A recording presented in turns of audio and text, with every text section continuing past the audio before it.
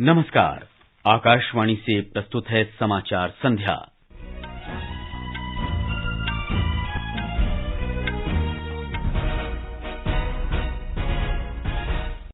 प्रधानमंत्री नरेंद्र मोदी ने देश की प्रगति के लिए विभिन्न क्षेत्रों में निवेश बढ़ाने के लिए निजी क्षेत्र का आह्वान किया। रक्षा मंत्रालय ने 9,900 करोड़ रुपए की लागत से स्वदेशी रूप से विकसित 70 प्रशिक्षक विमान और 3 कैडेट प्रशिक्षक पोत की खरीद के लिए अनुबंध पर हस्ताक्षर किए। डॉक्टर माणिक साहा कल त्रिपुरा के मुख्यमंत्री पद की शपथ लेंगे। कॉनरेड के संगमा ने मेघालय और नेफ्यू रियो ने नागालैंड के मुख्यमंत्री के रूप में शपथ ली। सरकार वर्ष के अंत तक 1000 और जन औषधि केंद्र खोलेगी। और महिला प्रीमियर लीग में नवी मुंबई में दिल्ली कैपिटल्स और यूपी वॉरियर्स का मैच जारी। समाचार संध्या के साथ मैं मुकेश कुमार।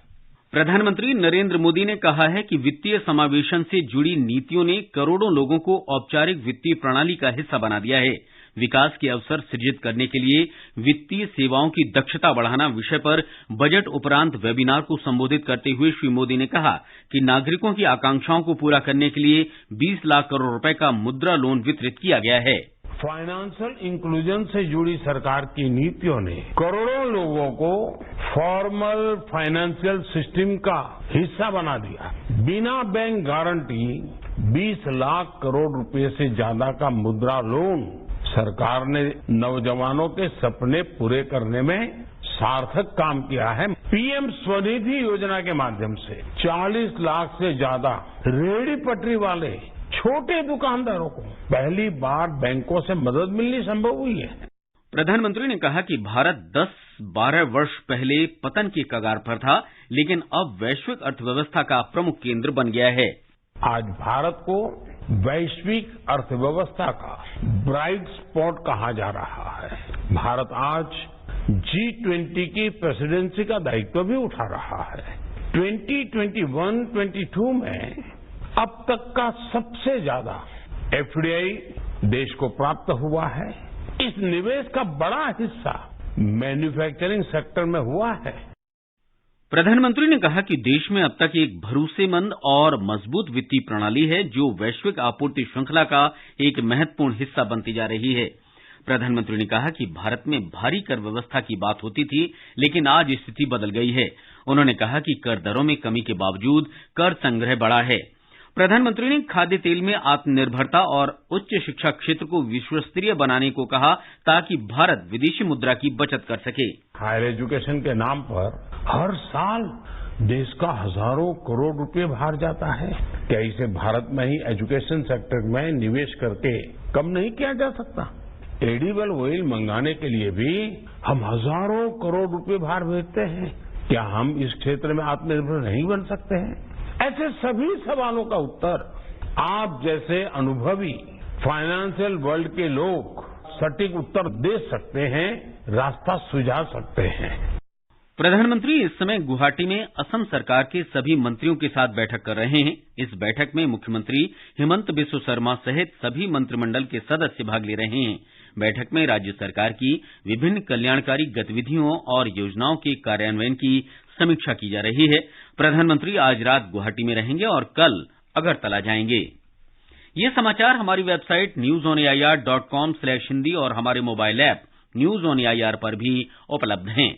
जरा गौर से सुनिए। अपने एडवांस टैक्स की आखिरी किस्त 15 मार्च 2023 या उससे पहले अवश्य जमा करें। समय पर अपने अग्रिम कर का भुगतान करके आप न केवल वर्ष के अंत में एक बड़े कर भुगतान का बोझ कम करते हैं, बल्कि देर से भुगतान के लिए ब्याज और दंड से भी बचते हैं। आपके द्वारा जमा किए गए कर की राशि देश के बुनियादी ढांचे को मजबूत बनाने, शिक्षा, सामाजिक योजनाएं व देश की सुरक्षा और स्पेस कार्यक्रम जैसे महत्वपूर्ण कार्यों को अंजाम देने में काम आती है। तो फिर वो सींचता है खेत को अपने पसीने से, धानुका पर विश्वास से, हौसलों से अपने सीने के।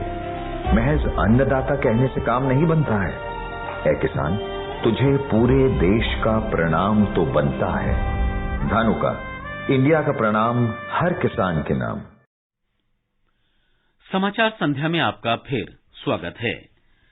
त्रिपुरा में राज्य के नए मुख्यमंत्री के रूप में भारतीय जनता पार्टी के वरिष्ठ नेता डॉक्टर माणिक साहा के शपथ ग्रहण समारोह की तैयारियां पूरी कर ली गई हैं। राज्यपाल सत्यदेव नारायण आर्य डॉक्टर साहा को पद और गोपनीयता की शपथ दिलाएंगे।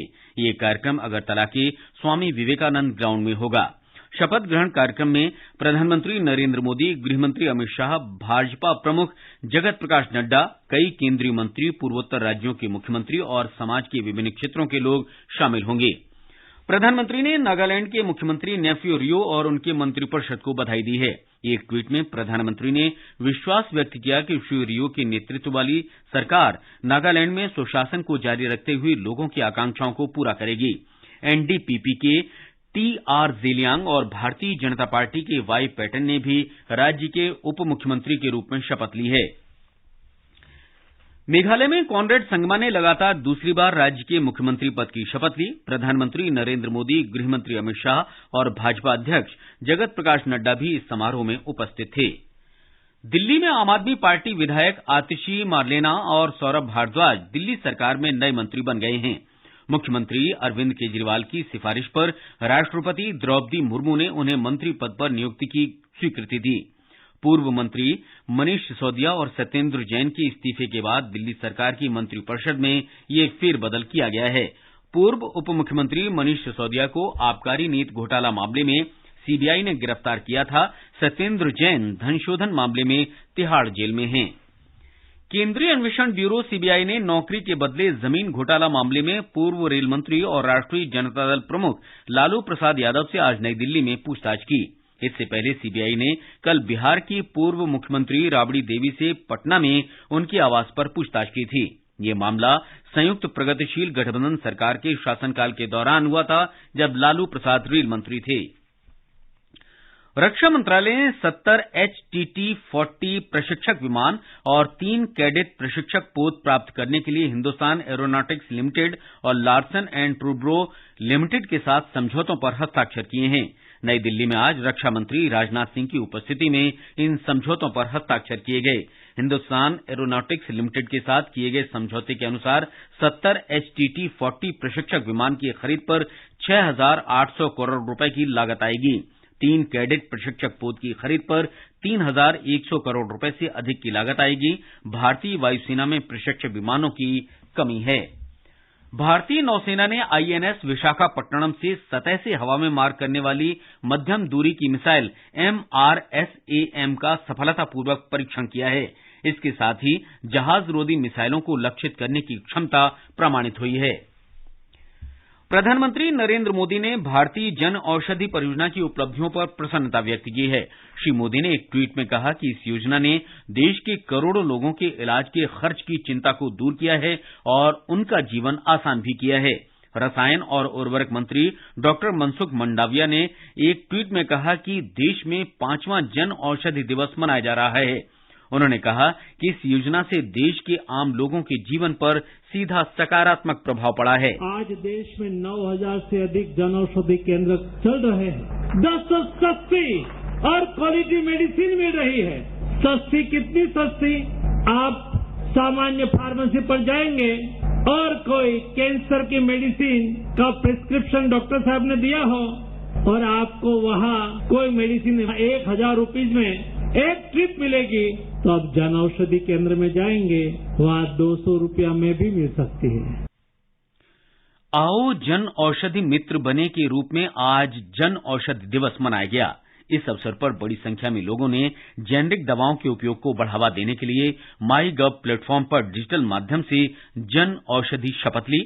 एक रिपोर्ट। हिमाचल प्रदेश में हमीरपुर में सूचना एवं प्रसारण मंत्री अनुराग सिंह ठाकुर ने कहा कि देश भर में 9,000 से अधिक जन औषधि केंद्रों के माध्यम से लोगों को 50 से 90% कम कीमत पर सस्ती दवाएं, सर्जिकल उपकरण और अन्य आवश्यक चिकित्सा सामग्री उपलब्ध कराई जाती है। उन्होंने कहा कि जन औषधि केंद्रों के माध्यम से मरीजों की अब तक 20,000 करोड़ रुपए से अधिक की बचत हुई है। जम्मू कश्मीर के उपराज्यपाल मनोज सिन्हा ने जनता के बीच जेनेरिक दवाओं को लोकप्रिय बनाने के लिए सामूहिक प्रयास करने और प्रधानमंत्री भारतीय जन औषधि परियोजना के लाभ केंद्र शासित प्रदेश के हर कोने तक पहुंचाने पर जोर दिया। उन्होंने कहा कि केंद्र शासित प्रदेश में लगभग 350 आधुनिक स्वास्थ्य बुनियादी ढांचा परियोजनाओं पर काम चल रहा है। उत्तराखंड के हल्द्वानी में रक्षा राज्य मंत्री अजय भट्ट ने कहा कि जन औषधि केंद्र उन लोगों के लिए बहुत लाभकारी साबित हुए हैं जो सामान्य दुकानों से महंगी दवाएं नहीं खरीद सकते थे। उन्होंने कहा कि जन औषधि केंद्रों पर 1700 से अधिक दवाइयां और 280 सर्जिकल उपकरण सस्ती दरों पर उपलब्ध कराए जा रहे हैं। समाचार कक्ष से देवेंद्र त्रिपाठी।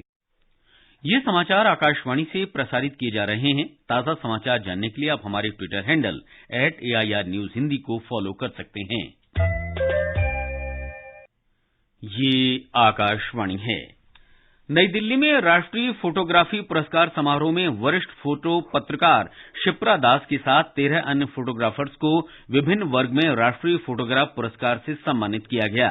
केंद्रीय सूचना और प्रसारण राज्य मंत्री डॉक्टर एल मुरुगन ने मंत्रालय के सचिव अपूर्व चंद्र की उपस्थिति में ये पुरस्कार प्रदान किए।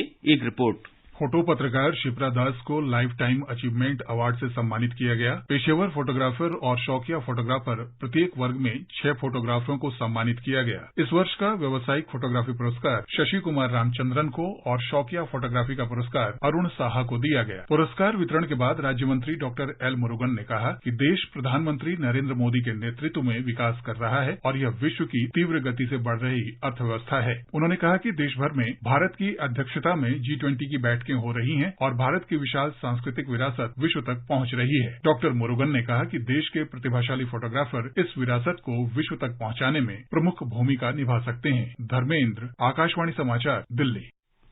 कल अंतर्राष्ट्रीय महिला दिवस है। केंद्रीय मंत्री हरदीप सिंह पुरी ने स्वच्छ भारत शहरी मिशन के दूसरे चरण के अंतर्गत स्वच्छोत्सव अभियान की शुरुआत की है। इस अवसर पर देश के विभिन्न शहरों में विशेष कार्यक्रम आयोजित किए जाएंगे। राष्ट्रपति द्रौपदी मुर्मू ने कहा है कि महिलाएं सभी क्षेत्रों में अग्रणी और महत्वपूर्ण भूमिका निभाने के साथ अभूतपूर्व कीर्तिमान स्थापित कर रही हैं। अंतर्राष्ट्रीय महिला दिवस की पूर्व संध्या पर अपने संदेश में राष्ट्रपति ने कहा कि महिलाएं जागृत हैं और कई क्षेत्रों में उच्च पदों पर आसीन हैं। लोकसभा अध्यक्ष ओम बिरला ने होली की पूर्व संध्या पर देशवासियों को शुभकामनाएं दी हैं। उन्होंने अपने संदेश में कहा कि होली रंगों, खुशियों और एकता का त्योहार है जो भारत की समृद्ध संस्कृति, एकता, सद्भाव और परंपरा को प्रदर्शित करता है। उपराष्ट्रपति जगदीप धनखड़ ने देशवासियों को होली के अवसर पर बधाई दी है। अपने संदेश में उन्होंने कहा कि होली रिश्तों को मजबूत करने, गलतियों को माफ करने और वसंत की नई शुरुआत का स्वागत का प्रतीक है। मुंबई में महिला प्रीमियर लीग WPL में दिल्ली कैपिटल्स और यूपी वॉरियर्स के बीच मुकाबला जारी है। ताजा समाचार मिलने तक दिल्ली कैपिटल्स ने 14 ओवर में 3 विकेट पर 143 रन बना लिए हैं। मुंबई इंडियंस प्रतियोगिता में 2 मैचों में 2 जीत के साथ 4 अंक लेकर शीर्ष पर है। दिल्ली कैपिटल्स 2 अंक के साथ दूसरे और यूपी वॉरियर्स इतने ही अंक लेकर तीसरे स्थान पर है। कृषि और किसान कल्याण मंत्री नरेंद्र सिंह तोमर 10 मार्च को नई दिल्ली में बांस क्षेत्र के विकास पर आधारित राष्ट्रीय कार्यशाला का उद्घाटन करेंगे।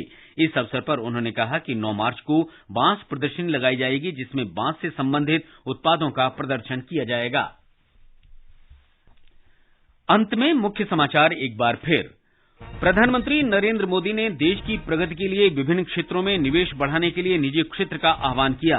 रक्षा मंत्रालय ने 9,900 करोड़ रुपए की लागत से स्वदेशी रूप से विकसित 70 प्रशिक्षक विमान और 3 कैडेट प्रशिक्षक पोत की खरीद के लिए अनुबंध पर हस्ताक्षर किए।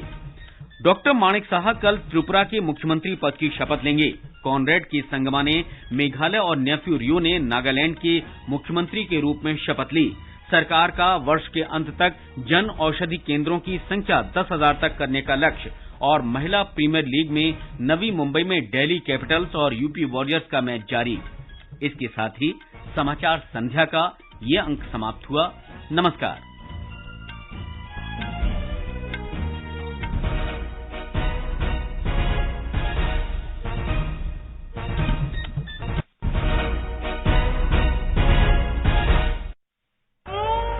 वो सींचता है खेत को अपने पसीने से, धानुका पर विश्वास से, हौसलों से अपने सीने के।